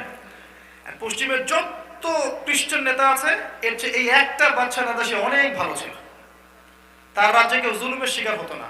মুসলিমরা রিফিউজি হয়ে তার রাজ্যে আশ্রয় নিয়েছে এবং তার রাজ্যে কেউ জুলুমের শিকার হয়নি। সেখানে জাফর রাদিয়াল্লাহু আনহু ছিলেন নেতা। বাদশাহ নাজাশী জিজ্ঞাসা করলেন, তোমরা যে কোরআনের কথা বলছো, এই কোরআন কি আমাকে শোনাতে পারবে? জাফর রাদিয়াল্লাহু আনহু সূরা মারিয়াম তেলাওয়াত করলেন। কোন সূরা? সূরা মারিয়াম। কাফ হা ইয়া আইন সাদ, যিকরু রাহমাতি রাব্বিকা আবদাহু যাকারিয়া। এই সূরার মধ্যে যাকারিয়া, ইয়াহইয়া, মারইয়াম, ঈসা ইবনে মারইয়াম সবার কথা আছে না? আর ওই বাদশা খ্রিস্টান না? তিনি তো জানেন যে ঈসা সম্পর্কে জানেন আলাইহিস সালাম, মারইয়াম সম্পর্কে জানেন আলাইহিস সালাম, তিনি জানেন। তো এই সূরার তেলাওয়াত হচ্ছে এই বাদশার এই যে দাড়ি ছিল, এই দাড়ির চোখের পানি দিয়ে ভিজে গেল। সুবহানাল্লাহ। কোরআনের তেলাওয়াত শুনে তারপর তিনি একটা মন্তব্য করলেন। তিনি বললেন, ইন্না হাযাল কুরআন, নিশ্চয়ই এই কোরআন, ওয়াল্লাযী জাআ আলা ঈসা ইবনে মারইয়াম, এবং যেটা ঈসা আলাইহিস সালামের কাছে এসেছে, লা ইয়াখরুজু মিন মিশকাতিন ওয়াহিদা, এই দুইটাই একটা আলোক উৎস থেকেই এসেছে। কথা বুঝতে পারেন নাই?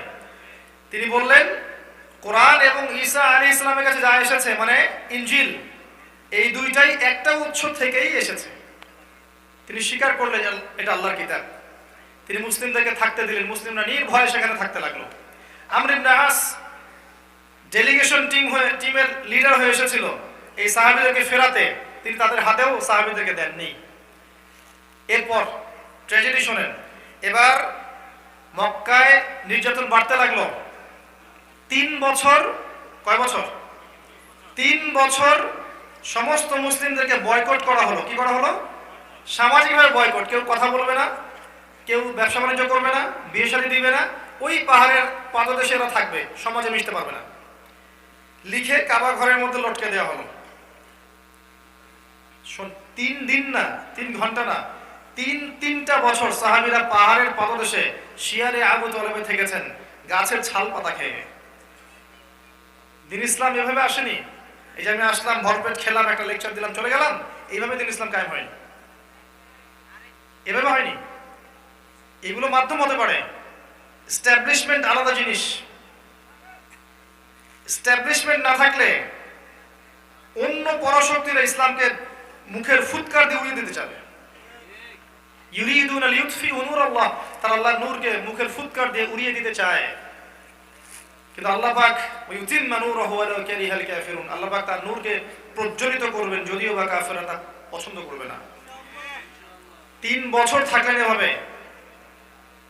এরপরে আল্লাহ পাক একটা মিরাকেল দেখালেন। এটা কেমন? ওই যে চিঠি যেটা লেখা ছিল কাবা ঘরে, এটাকে মাটির পোকা এসে খেয়ে ফেললো। কি করলো? এবং সেটা নাই হয়ে গেল, ভ্যানিশ। বয়কট উঠে গেল, আল্লাহর হুকুমে বয়কট উঠে গেল। যখন 3 বছর শেষ, তার পরের বছর, একই বছর, অল্প দিনের ব্যবধানে খাদিজা রাদিয়াল্লাহু আনহা এবং চাচা আবু তালেব ইন্তেকাল করলেন। আবু তালেবের নাম শুনেছেন তো? তিনি জান্নাতে যাবেন না জাহান্নামে যাবেন? কোথায় যাবেন? জাহান্নামে। একজন ব্যক্তি অমুসলিম হওয়ার পরেও নবী সাল্লাল্লাহু আলাইহি ওয়াসাল্লামকে সারাটা জীবন প্রোটেকশন দিয়েছেন, দেন নাই? বড় করেছেন, খাইয়েছেন, পড়িয়েছেন, প্রোটেকশন দিয়েছেন, কাফেরদের যাবতীয় ষড়যন্ত্র থেকে হেফাজত করার চেষ্টা করেছেন, করেন নাই? শেষে মৃত্যুর আগে লা ইলাহা ইল্লাল্লাহ পড়তে পারেননি বা পড়েননি। কালিমার সাক্ষ্য না দেওয়ার কারণে তাকে জাহান্নামে একজোড়া স্যান্ডেল পরানো হবে, যার উত্তাপে তার মাথার মগজ টকবক করে ফুটতে থাকবে। আবু তালেব তিনি অমুসলিম হওয়া সত্ত্বেও ইসলামের জন্য যা করেছিলেন ওই যুগে নবীকে সাপোর্ট দেওয়ার জন্য, আমি তো মনে হয় আমি নিজেই সেটা করতে পারিনি এই পর্যন্ত। কথা বুঝেন নাই? আবু তালেব অমুসলিম হওয়ার পরেও মুহাম্মদ সাল্লাল্লাহু আলাইহি ওয়াসাল্লামকে যে প্রোটেকশন দিয়েছেন, তার জন্য যে ত্যাগ স্বীকার করেছিলেন, সেটা আমরা অনেকেই করতে পারিনি এখনো। তারপরেও সে জাহান্নামে যাচ্ছে কি কারণে? কি কারণে ভাই? লা ইলাহা ইল্লাল্লাহ কালিমার সাক্ষ্য না দেওয়ার কারণে। আমরা কি বুঝতে পারছি যে আমরা মুসলিম পরিবারে জন্মগ্রহণ করেছি, আল্লাহর কত বড় নিয়ামত? একটু কি আমাদের বোধোদয় হচ্ছে? একটু কি ফিলিংস হয় যে আমরা মুসলিম পরিবারে জন্ম নিয়েছি? আলহামদুলিল্লাহ। এরপরে আমাদের ঘরে কোরআন আছে, হাদিস আছে, আলেম ওলামা ওয়াজ করে, 5 ওয়াক্ত নামাজের জন্য ডাকা হয়, গাস্ট বের হয়, তাবলীগের ভাইরা আসে, ডাকতে আসে, তাই না? সবকিছু পৌঁছে দেওয়ার কত সিস্টেম। এরপরেও দেখবেন যুব সমাজ পর্ন নিয়ে পড়ে আছে, টিকটক নিয়ে পড়ে আছে, মাদক নিয়ে পড়ে আছে, জুয়া খেলতেছে, এইদিকে গার্লফ্রেন্ডের সাথে অ্যাফেয়ার করতেছে, নামাজ পড়তেছে না, কিছুই করতেছে না। তো আপনি কি ভাবছেন এভাবেই হবে ইসলাম প্রতিষ্ঠা? এর পরের বছর এই যে ব্যাক টু ব্যাক অল্প দিনের ব্যবধানে আবু তালেব এবং খাদিজা রাদিয়াল্লাহু আনহা, তার প্রিয়তম স্ত্রী, নবী সাল্লাল্লাহু আলাইহি ওয়াসাল্লামের প্রিয়তম স্ত্রী, তিনি ইন্তেকাল করলেন। নবী সাল্লাল্লাহু আলাইহি ওয়াসাল্লাম প্রচন্ড বিষণ্ণ হয়ে পড়লেন। আল্লাহ পাক মেরাজে নিয়ে গেলেন এবং সেখানে সব কিছু আল্লাহ পাক দেখালেন। নবীদের সাথে সাক্ষাৎ হলো, জান্নাত জাহান্নাম দেখলেন, আল্লাহর সাথে কথোপকথন করলেন, ওহী নিয়ে আসলেন, 5 ওয়াক্ত নামাজ নিয়ে আসলেন, তার মন প্রশান্তি লাভ করল। এবার শোনেন, শেষের অংশে আসছি, এটা বক্তব্যের লাস্ট পার্ট। এবার নবী সাল্লাল্লাহু আলাইহি ওয়াসাল্লাম মক্কায় আছেন। ইয়াসরিব বা মদিনা থেকে 6 জন যুবক আসলো। কয়জন যুবক ভাই? আপনাদের মধ্যে যত যুবক আছে এতজন না, মাত্র 6 জন। কয়জন? 6 জন, যাদের নেতার নাম ছিল আসাদ বিন জুরারাহ রাদিয়াল্লাহু আনহু। কি নাম? আগে কখনো শুনেছিলেন নামটা? আসাদ বিন জুরারাহ রাদিয়াল্লাহু আনহু তিনি আসলেন। 6 জনের একটা টিম এসে মক্কায় তারা হজ করতে এসেছে, কারণ তারা কিন্তু আগে অমুসলিম ছিলেন, আর মক্কায় কিন্তু একটা বিকৃত হজের সিস্টেম তখনও ছিল। এই হজের মৌসুমে নবী সাল্লাল্লাহু আলাইহি ওয়াসাল্লাম তাদেরকে দাওয়াত দিলেন, কোরআন শোনালেন, ওয়াজ করে শোনালেন। এই 6 জন আগেই শুনেছিল ইহুদিদের কাছে, মদিনার ইহুদিদের কাছে, শেষ জামানায় একজন নবী আসবে। তো তারা জিজ্ঞাসা করলেন, আপনি কি সেই নবী? নবীজি বলেন, হ্যাঁ আমি সেই নবী। তারা ইসলাম কবুল করলেন এবং 6 জন মদিনায় ফিরে গেলেন, দাওয়াতি কাজ করতে লাগলেন। এর পরের বছর তারা আবার আসলেন, এসে 12 জনকে নিয়ে আসলেন। এই 12 জন ইসলাম কবুল করলো। এই 12 জনের সাথে নবী সাল্লাল্লাহু আলাইহি ওয়াসাল্লাম একজন সাহাবীকে দিয়ে দিলেন। এই সাহাবীর নাম মুসআব বিন উমাইর। নাম শোনেন নাই? মুসআব বিন উমাইর রাদিয়াল্লাহু আনহু ইসলামের ইতিহাসের প্রথম দায়ী, ধনীর দুলাল ছিলেন, যার পারফিউমটা এত দামি ছিল যেটা হয়তো আমার সারা মাসের বেতন দিয়ে কেন সম্ভব হবে না, এত দামি পারফিউম ছিল। ইসলামের জন্য সব ছেড়ে দিয়েছেন। উহুদ যুদ্ধে তিনি শহীদ হয়েছেন, তাকে দাফন করার জন্য একটা কাপড় পর্যন্ত পাওয়া যায় নাই, ঘাস দিয়ে দাফন করতে হয়েছে। এইভাবে ইসলাম কায়েম হয়েছে। মুসআব বিন উমাইর রাদিয়াল্লাহু আনহুকে নবী সাল্লাল্লাহু আলাইহি ওয়াসাল্লাম এই 12 জনের সাথে দিলেন, যাও মদিনায় যাও, ইসলাম প্রচার করবে। তিনি মদিনায় গেলেন, ইসলাম প্রচার করা শুরু করলেন। মদিনার ঘরে ঘরে, আওস ও খাজরাজ গোত্রের ঘরে ঘরে ইসলাম ছড়িয়ে পড়তে লাগলো। পরের বছর 75 জন, কতজন? 75 জন সাহাবী আসলেন আওস এবং খাজরাজ গোত্রের, এসে নবী সাল্লাল্লাহু আলাইহি ওয়াসাল্লামের কাছে বায়াত গ্রহণ করলেন। কি করলেন? এটা এখনকার ওই বায়াত নয়, এটা সেই নববী বায়াত।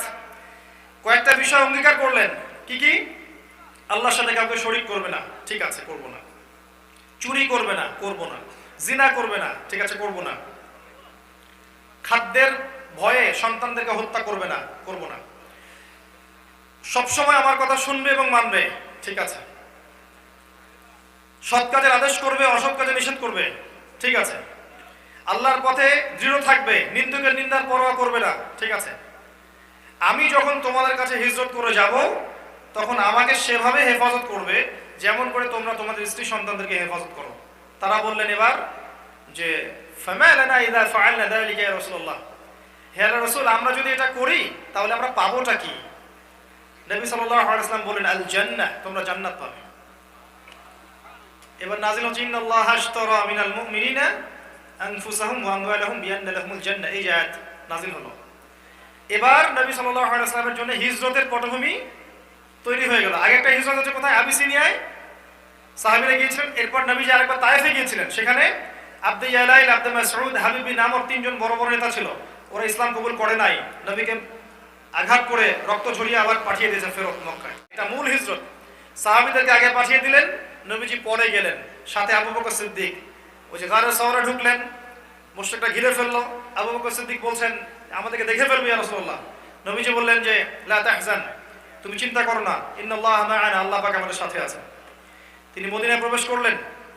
তালাআল বাদরু আলাইনা, সবাই কি বললো না এটা, সবাই বরণ করে নিল।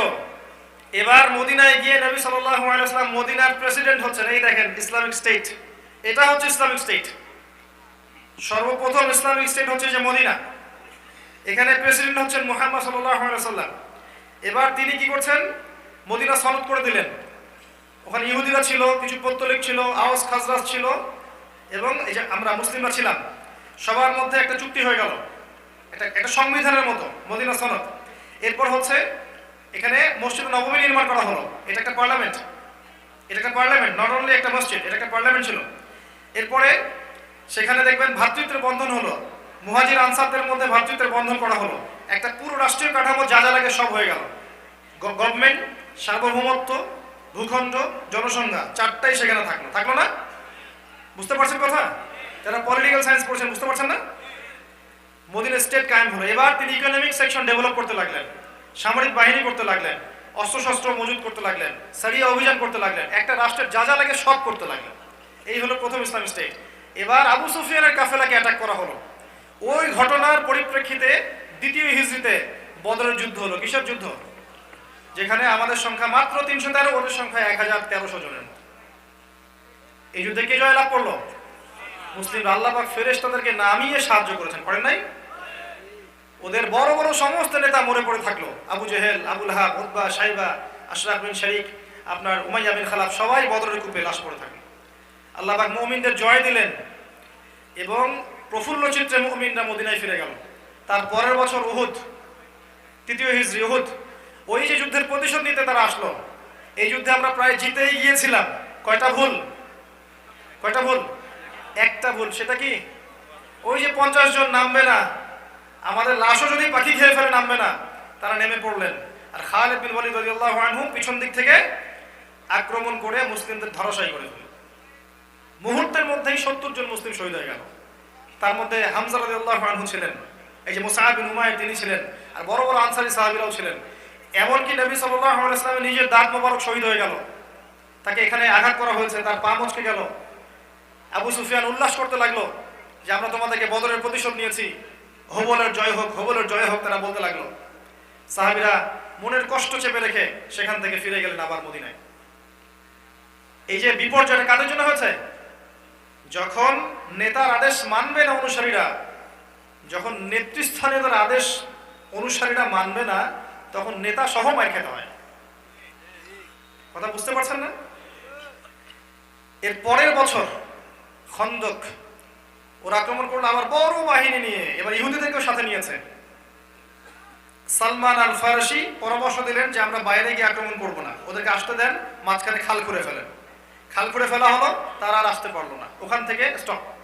এখানে তারা মদিনা অবরোধ করলো, 2-3 মাস থাকলো। আল্লাহ পাক ঠান্ডার ঝড় পাঠালেন, ধুলার ঝড় পাঠালেন, এর এখান থেকে উঠে চলে গেল। এরপর তারা আর মুসলিমদেরকে আক্রমণ করতে পারেনি। এরপর মুসলিমরা মুহাম্মদ সাল্লাল্লাহু আলাইহি ওয়াসাল্লামের নেতৃত্বে বিভিন্ন সারিয়া অভিযান করেছে, জনসংখ্যা বেড়েছে, ইসলামের দাওয়াত বেড়েছে। এক পর্যায়ে মুহাম্মদ সাল্লাল্লাহু আলাইহি ওয়াসাল্লাম স্বপ্ন দেখলেন যে তিনি কাবা তাওয়াফ করছেন। কি করছেন? কাবা তাওয়াফ করছেন। সাহাবীদেরকে স্বপ্ন বলার সাথে সাথেই সাহাবীরা বুঝে ফেললেন যে আমরা মক্কায় যাচ্ছি। মক্কা মাতৃভূমি না? মাতৃভূমির প্রতি টান থাকে না, ভালোবাসা থাকে না? আমাদের নাই? সবারই আছে, তাদেরও ছিল। তারা উমরা করতে চললেন। পথিমধ্যে আটকে দেওয়া হলো। খালিদ বিন ওয়ালিদ সেখানে ছিলেন, তখন তিনি কিন্তু মুসলিম হননি। পথ আটকে দেওয়া হলো, না উমরা করতে পারবে না তোমরা। কি করতে হবে? ধৈর্য। ইসলাম জয়ের অন্যতম কি জিনিস? সবর, টেকনিক। আপনাকে দেখাচ্ছে কি টেকনিক ছিল এখানে।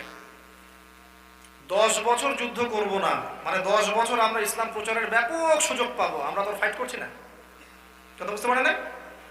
10 বছর কোনো যুদ্ধ নাই, মানে 10 বছর সময় পাচ্ছি, আরো জনসংখ্যা বাড়বে, যে ওদেরকেও আমাদের দিকে আসতে পারে, আমাদের কেউ ওদের দিকে মুরতাদ হয়ে যাবে সম্ভাবনা ছিল?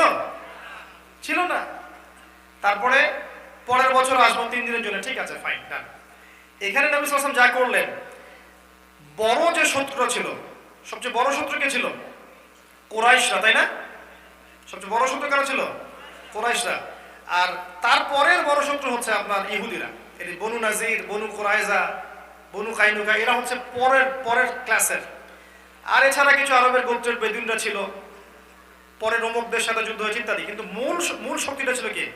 কুরাইশরা। এই সন্ধির মধ্য দিয়ে কুরাইশদের হাত বন্ধ করে দেওয়া হয়েছে, তারা আর আগাতে পারবে না। এবার এই চুক্তি করার পরের বছরই দেন নবী সাল্লাল্লাহু আলাইহি ওয়াসাল্লাম খায়বার ইহুদিদের দুর্গ আক্রমণ করলেন, কারণ মুশরিকরা আর ইহুদিদেরকে সাহায্য করতে পারবে না। বড় শত্রুর কলার চেপে ছোট ছোট শত্রুগুলোকে দমন করা শুরু করলেন। কত ডিপ্লোম্যাটিক দেখেছেন, কত প্রফেটিক স্ট্র্যাটেজিক সুন্নাহ। আমরা খালি খাওয়ার পরে মিষ্টি খাওয়া সুন্নাহ, খাওয়ার পরে মিষ্টি খাওয়া সুন্নাহ নাকি মধু খাওয়া সুন্নাহ? স্ট্র্যাটেজিক সুন্নাহ, দিন প্রতিষ্ঠার একটা স্ট্র্যাটেজিক সুন্নাহ। বড় শত্রুকে আগে দমিয়ে দিলেন, দিয়ে এবার ছোট ছোট শত্রুগুলোকে ডিল করা শুরু করলেন, কারণ এ আর এদেরকে সাহায্য করতে পারবে না। এবার কত smart, what a human being, what a leader, চিন্তা করতে পারেন। এবার ওই খায়বার জয় হয়ে গেল, ব্যাপক গনিমত মুসলিমরা পেল। তারপরে দিকে মুতা হলো, মুতার যুদ্ধ, ওই যুদ্ধেও আমরা প্রায় সফলতার সাথে উত্তীর্ণ করেছি আর কি, পরাজিত হয়নি। যদি মুতার যুদ্ধে আমাদের সৈন্যের সংখ্যা ছিল মাত্র 3000 আর রোমকদের প্রায় লক্ষাধিক, লাখের উপরে। তারপরেও খালিদ বিন ওয়ালিদ রাদিয়াল্লাহু আনহু এটাকে মুসলিমদেরকে সফলভাবে ব্যাকফুটে নিয়ে এসে মদিনা পর্যন্ত নিয়ে এসেছেন। যদিও ওই যুদ্ধে আমাদের 3 জন বড় বড় সেনাপতি শহীদ হয়েছিল, যায়েদ ইবনে হারেসা, আব্দুল্লাহ বিন রাওয়াহা এবং জাফর ইবনে আবি তালেব। ওই মুতার যুদ্ধে জাফর ইবনে আবি তালেবের 2 হাত কাটা পড়ে যায়, আর নবী সাল্লাল্লাহু আলাইহি ওয়াসাল্লাম অনেক কান্নাকাটি করেছিলেন। পরে আল্লাহ তাকে জানিয়ে দিয়েছেন যে জাফর রাদিয়াল্লাহু আনহুর কাটা 2 হাতের বদলে আল্লাহ পাক তাকে জান্নাতে 2টা ডানা দিয়েছেন। এই ডানা দিয়ে সে উড়ে বেড়াচ্ছে জান্নাতে যে কোনো জায়গায়। তো এই হুদাইবিয়া সন্ধির পরে প্ল্যাটফর্ম ডিফারেন্ট হয়ে গেল। এবার ওদের শক্তি কমে গেল। মুসলিমদের হাতে সময় আছে, পলিটিক্যাল পাওয়ার আছে, রাষ্ট্র আছে, সামরিক বাহিনী আছে, সব মুসলিমদের কাছে আছে। এবার মুসলিমরা বৈশ্বিক প্রেক্ষাপট ডিল করা শুরু করলো। রোমান সম্রাট হিরাক্লিয়াসকে দাওয়াত দেওয়া শুরু করলো, আপনার পারস্যের রাজা কিসরা, তাকে দাওয়াত দেওয়া শুরু হলো, এই যে মিশরের মুকাউকিস, তাকে দাওয়াত দেওয়া শুরু হলো। এভাবে বিভিন্ন ক্ষেত্রে পররাষ্ট্রনীতি অ্যাপ্লাই করা শুরু হলো। আস্তে আস্তে মুসলিমদের সংখ্যা আরও বাড়তে লাগলো। এমন একটা পর্যায়ে চলে গেল যে অমুসলিমদের সংখ্যাই অল্প আর মুসলিমদের সংখ্যা প্রচুর হয়ে গেল আমাদের, মাশাআল্লাহ, আলহামদুলিল্লাহ। এবার নবী সাল্লাল্লাহু আলাইহি ওয়াসাল্লাম অপেক্ষমান ছিলেন সুযোগের জন্য। সুযোগ আল্লাহ তৈরি করে দিলেন যে কুরাইশরা চুক্তিটা ভঙ্গ করলো। কুরাইশদের একটা দল মুসলিমদের একটা ছোট্ট কমিউনিটিকে আক্রমণ করেছিল। এই জের ধরে নবী সাল্লাল্লাহু আলাইহি ওয়াসাল্লাম সাইলেন্টলি, আমরা তো একটা কাজ করতে গেলে অনেক ঢোল পিটাই, তাই না? পুরা সাইলেন্টলি এমন ভাবে গুছিয়ে করেছেন, সাহাবীদেরকে বলেছেন তোমরাও মক্কার তোমাদের যে স্ত্রী সন্তান রেখে আসছো ওখানে তাদেরকেও জানতে দিবে না যে আমরা যাচ্ছি, পুরো সাইলেন্টলি। আর আমরা তো মাশাআল্লাহ একজন বক্তা আসলে একদম সারা দুনিয়া উল্টায় ফেলাই দেয়, আসতেছে মাশাআল্লাহ, শোডাউন দিয়ে দিন কায়েম হয় না, শোডাউন দিয়ে দিন কায়েম হয় না। ইগো আসে, আত্মহংকার আসে এবং মানুষের নজর লাগে। তো কাউকে জানতে দিলেন না নবী সাল্লাল্লাহু আলাইহি ওয়াসাল্লাম, গুছিয়ে নিয়ে কম্প্যাক্ট ভাবে মক্কা আক্রমণ। এবং আবু সুফিয়ানের বাহিনী দেখলো যে মক্কার দরজার সামনেই, মানে মক্কার একদম ডোর নেক্সট ডোরে চলে আসে রাসূল সাল্লাল্লাহু আলাইহি ওয়াসাল্লাম সাহাবীদেরকে নিয়ে তাবু স্থাপন করেছে। এবং নবীজি বললেন বেশি বেশি করে আলো জ্বালাও, এখানে বেশি বেশি করে আগুন জ্বালাও, তোমরা ছোট ছোট গ্রুপ হয়ে যাও, বেশি বেশি করে আগুন জ্বালাও, যেন ওরা উপর থেকে দেখলে মনে করে আমরা অনেক সংখ্যায়। মানসিক যুদ্ধ কি এটা? আবু সুফিয়ান দেখলেন যে এত মুসলিম মক্কা ঘেরাও করে ফেলেছে, আর তো বাঁচার কোনো পথ নাই। এবার সে নিজেও গিয়ে ইসলাম কবুল করলো। এবার সে নিজেও গিয়ে কি করলো, ওমর রাদিয়াল্লাহু আনহু তো মানতে পারেন না, তিনি বলেন ইয়া রাসূলুল্লাহ তো ভয় করেছে, এ তো ভয় করেছে ইসলাম কবুল। ওমর রাদিয়াল্লাহু ব্যক্তিত্ব অন্যরকম ছিল। আবু বকর সিদ্দিক বললেন দেখো সে মুখে বলেছে লা ইলাহা ইল্লাল্লাহ মুহাম্মাদুর রাসূলুল্লাহ, এতটুকুই এনাফ, বাকি তার বিচার আল্লাহ করবে। মনটা দেখার দরকার আমাদের নাই, সে মুখে স্বীকৃতি দিয়েছে এনাফ। এবার সে ইসলাম কবুল করলো। বিনা যুদ্ধে পরের দিন আমরা মক্কা জয় করলাম। শুধু অল্প একটু যুদ্ধ হয়েছে খালিদ বিন ওয়ালিদ রাদিয়াল্লাহু আনহুর সাথে। খালিদ বিন ওয়ালিদ রাদিয়াল্লাহু আনহু এর কিছুদিন আগে ইসলাম কবুল করেছেন, মানে ওই ওমরার পরপরে মক্কা বিজয় হলো।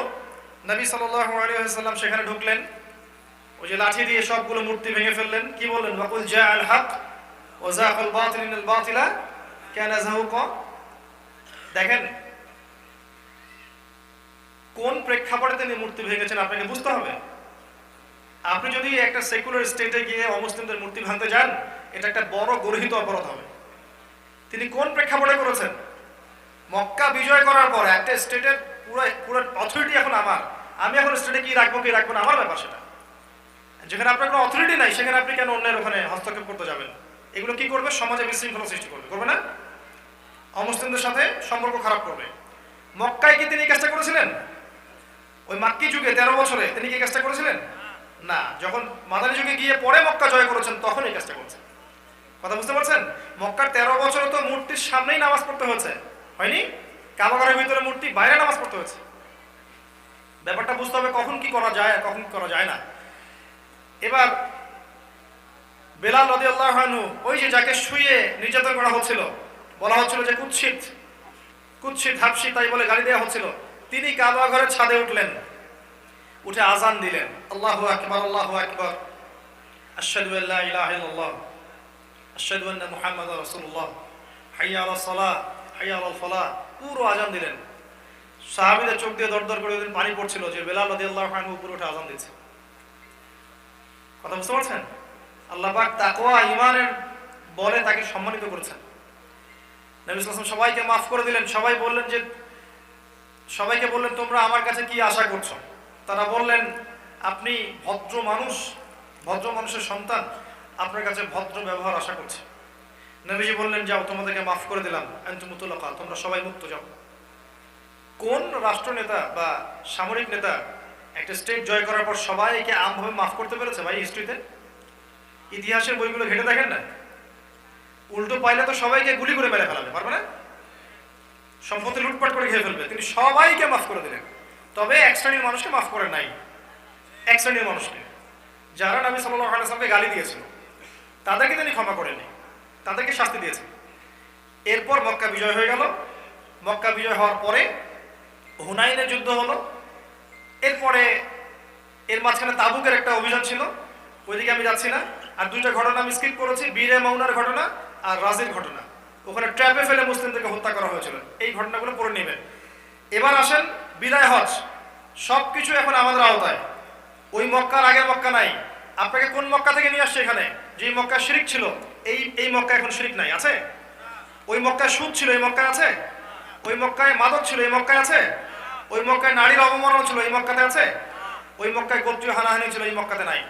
বিদায় হজ হচ্ছে, নবী সাল্লাল্লাহু আলাইহি ওয়াসাল্লাম বিদায় হজের ভাষণ দিচ্ছেন যে আজকে থেকে কালোর উপর সাদা, সাদার প্রতি কালোর, আরবের অনারবের, অনারবের উপর আরবের কোনো ভেদাভেদ নাই। তোমরা সবাই আদম সন্তান, আদম মাটির সন্তান। সমস্ত জাহিলিয়াতকে আমি পায়ের তলে পিষ্ট করলাম, রিবাকে পিষ্ট করলাম। তোমরা সবাই ভাই ভাই। তোমাদের অধীনস্থ দাসদের প্রতি খেয়াল রাখবে, স্ত্রীদের প্রতি খেয়াল রাখবে। বিশাল ভাষণ হলো। ছেড়ে যাচ্ছি দুটো জিনিস, তোমাদের কাছে ছেড়ে যাচ্ছি মাত্র দুটো জিনিস। লান তাদিল্লু মা তামাসসাকতুম বিহিমা, তোমরা কোশ্চেন কেন পথভ্রষ্ট হবে না যতদিন পর্যন্ত এই দুটোকে আঁকড়ে ধরে থাকবে। কিতাব আল্লাহ, আল্লাহর কিতাব, ওয়া সুন্নাতে নবীর সুন্নাহ। সবাইকে বললেন হাল বাল্লাগতু, আমি কি পৌঁছে দিয়েছি তোমাদের কাছে? আমি কি ইসলাম পৌঁছে দিতে পেরেছি? সবাই বলল যে বেলা ইয়া রাসূলুল্লাহ, আপনি অবশ্যই পৌঁছে দিয়েছেন। তিনি আসমানের দিকে আঙ্গুল তুলে আকাশের দিকে তাকিয়ে বললেন আল্লাহুম্মা ফাশহাদ, আল্লাহ তুমি সাক্ষী থাকো যে আমি পৌঁছে দিয়েছি। এরপর নবী সাল্লাল্লাহু আলাইহি ওয়াসাল্লাম মাত্র 81 দিন বেঁচে ছিলেন। মদিনায় ফিরে গেলেন। শেষ রোগ তার গায়ে বাসা বাঁধলো, আল্লাহর পক্ষ থেকে হুকুম ছিল এটা। এবং শেষের ইন্তেকালের আগে আরো কিছু নসিহত করে গিয়েছেন। ইহুদি খ্রিস্টান মুশরিকদেরকে আরো উপদ্বীপ থেকে বের করে দিবে, প্রতিনিধি দলকে সম্মান করবে, সালাতের খেয়াল রাখবে, দাস দাসীর প্রতি যত্নবান হবে, আমার কবরকে কখনো সেজদার জায়গা বানাবে না। এরকম কিছু নসিহত করে গেলেন। রাসূলুল্লাহ সাল্লাল্লাহু আলাইহি ওয়াসাল্লাম চলে গেলেন, তার দিন রেখে গেলেন। যুগে যুগে সেই দিন আবু বকর সিদ্দিক, পরে ওমর ইবনে খাত্তাব, তার উসমান, আলী রাদিয়াল্লাহু আনহুম আজমাইন, এরপর উমাইয়া খেলাফত, তারপর আব্বাসীয় খেলাফত, আবার ফাতেমি খেলাফত, কর্ডোবার ইসলামী খেলাফত, আপনার মিশরের মামলুক শাসন, এদিকে আপনার মুঘলদের শাসন, আফগানদের শাসন, এদিকে আপনার উসমানীয় খেলাফত, দীর্ঘদিন লাস্ট 200 বছর আগ পর্যন্ত এই সিলসিলাই চলতে আসছে আলহামদুলিল্লাহ। বিগত 100-150 বছর ধরে আমরা দেখছি এগুলো আর নাই। এখন আপনি দেখছেন মুসলিমরা কোরআন থেকে সরে গেছে, হাদিস থেকে সরে যাচ্ছে, যুব সমাজে অধঃপতন হচ্ছে, আমরা শেকড় ভুলে গেছি, ঠিকমতো কোরআন তেলাওয়াত করতে জানছি না অনেকেই, নামাজ ঠিকমতো পড়ছি না অনেকেই, কেউ যাকাত দিচ্ছি না, আমরা আমাদের জীবনের উদ্দেশ্য ভুলে গেছি, কোন জাতি সেটাও ভুলে গেছি। এখন আপনি সিচুয়েশন দেখছেন, এখন দেখছেন যে আপনি কুফারদের অনেক দূরত্ব, আমরা ডমিনেটেড, তারা ডমিনেট করছে। এখন দেখছেন এগুলো আগে ছিল না। সে আল্লাহ এখনো আছেন, আল্লাহ জীবিত আছেন, সে রাসূলের সুন্নাহ এখনো আছে, কিয়ামত পর্যন্ত থাকবে। সে আল্লাহ প্রদত্ত কিতাব এখনো আছে, কিয়ামত পর্যন্ত থাকবে। শুধু সেই ঈমান, সেই তাকওয়া আমল যদি আমরা আবার নিয়ে আসতে পারি, ইনশাআল্লাহ যেমন করে ওই জাহিলি মক্কা পরিবর্তন হয়েছে, এই বিশ্ব পরিবর্তন হবে ইনশাআল্লাহ তাআলা। এবং কোনো সন্দেহ নাই, আগামী দিনগুলোতে দেখবেন আবারও একই আদলে আল্লাহ পাক ওই জেরুজালেম থেকে সারা ওয়ার্ল্ড ওয়াইড ইসলামী খেলাফত কায়েম করবে ইনশাআল্লাহ। ঈসা ইবনে মারইয়াম আসবেন, আল মাহদী আসবেন, দাজ্জালকে হত্যা করা হবে। লা তুকাতিলুনাল ইয়াহুদ, তোমরা অবশ্যই ইহুদদের সাথে যুদ্ধ করবে। এমন কি একজন ইহুদি যদি পাথরের পিছনে লুকায়, একটা পাথর কথা বলবে, ইয়া মুসলিম, হে মুসলিম, ইন্না ওয়ারাল ইয়াহুদ তাআল ফাকতুলহু, আমার পিছনে একজন ইহুদি আছে, আসো তাকে হত্যা করে যাও। এভাবে হবে, হিস্ট্রি এভাবে শেষ হয়ে যাবে। এখন আপনার আমার করণীয় মাত্র একটা কাজ, পড়াশোনা করেন। নাম্বার 1 কি? পড়াশোনা করেন। 2 নাম্বার, জানা অনুযায়ী আমল করার চেষ্টা করেন।